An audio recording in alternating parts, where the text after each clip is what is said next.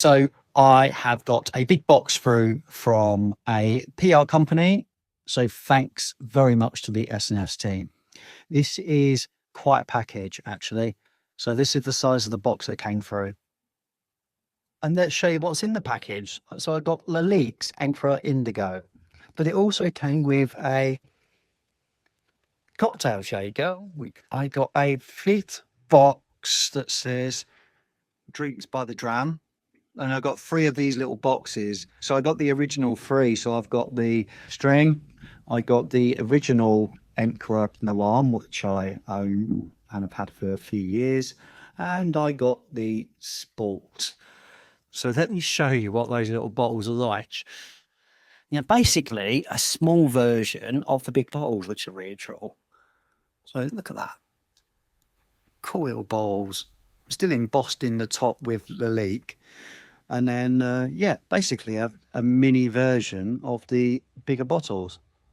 So that's quite cool. What was in the drinks package? So it says tasting the notes. Yeah, they're all gins. Wicked little package. This was released 2 years ago, 2023, and the perfumer of this is Annette Monardo. Now, she has one hell of a CV.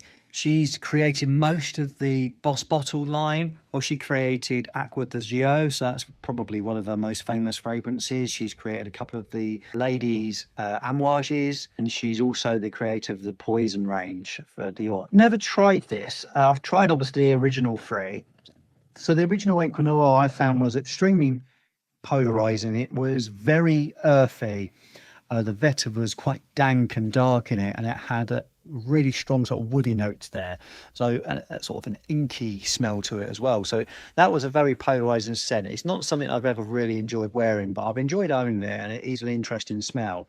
And you could pick it up for peanuts at the time as well. So I'd be interested to see what this is like. I get the feeling that this will be a lot easier to wear. So just while I'm getting into the box, because this bottle is going to do something else, I know it will be. The notes in the top, it's got juniper, pink pepper and bergamot. In the mid, it's got black tea, saffron and bay leaf. And then in the base, it's got vetiver, patchouli and ambergris. So let me show you this bottle. So yeah, that is one hell of a bottle. Let's give it a spray and see what it's like. Okay, good sprayer. Oh, okay. That's nice. Big smile on my face because it wasn't what I was expecting at all. I was expecting it to be fairly sort of polarizing again.